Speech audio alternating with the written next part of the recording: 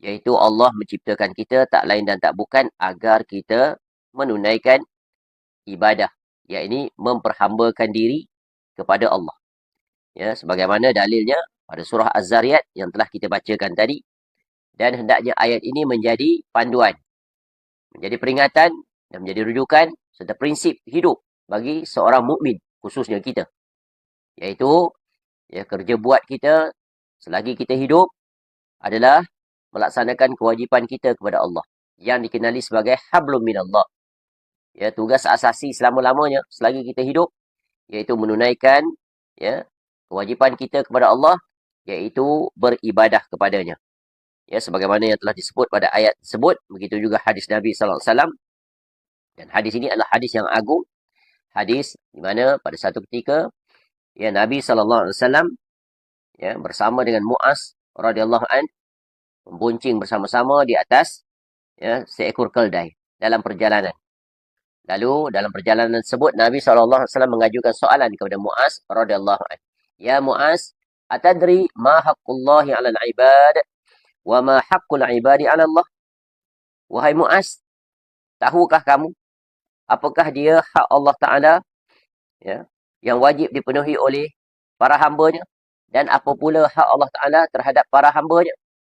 Lalu Muaz pun menjawab, qultu Allah wa rasuluhu a'lam. Ya, Allah dan Rasulnya lah yang mengetahui jawapannya. Lalu Nabi SAW pun menjawab, qal haqqullahi 'alal 'ibad ay ya'buduhu wa la yusyriku bi syai'a. Wa haqqul 'ibadi 'ala Allahi an la yu'adziba man la yusyriku bihi syai'a. Jadi Nabi SAW pun menjawab, ya, wahai Muaz, iaitu hak Allah yang wajib dipenuhi oleh para hamba-Nya adalah supaya mereka beribadah kepadanya saja dan tidak berbuat syirik sedikit pun kepadanya.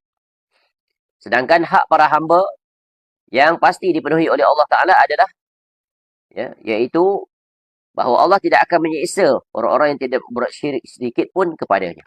Jadi, dalil daripada Al-Quran, hadis Nabi SAW ini memberikan faedah kepada kita dengan jelas dan terang bahawa jawapan terhadap persoalan kenapakah kita diciptakan oleh Allah, iaitu kita sebagai hamba yang dicipta hendaknya memperhambakan diri kepada Allah, iaitu yang menciptakan kita.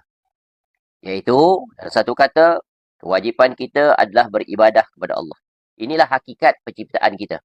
Dan ayat ini, begitu juga hadis ini, mengingatkan kepada yang lupa dan mengukuhkan kepada yang ingat bahawa tujuan kita diciptakan, ya, tujuan hakikinya, iaitu agar kita menunaikan hak Allah.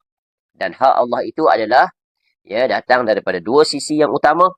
Yang pertama iaitu mentauhidkan Allah, ya, mentauhidkan Allah dalam beribadah kepadanya. Dan juga ya mentauhidkan Allah ya dalam beribadah kepadanya, dan pada masa yang sama menjauhkan diri dan berlepas diri daripada segala kesyirikan dan hal-hal yang berkaitan dengannya.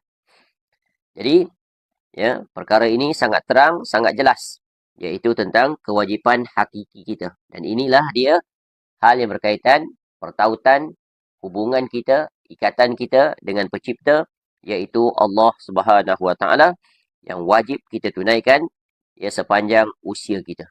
Fas'alu ahla dzikri in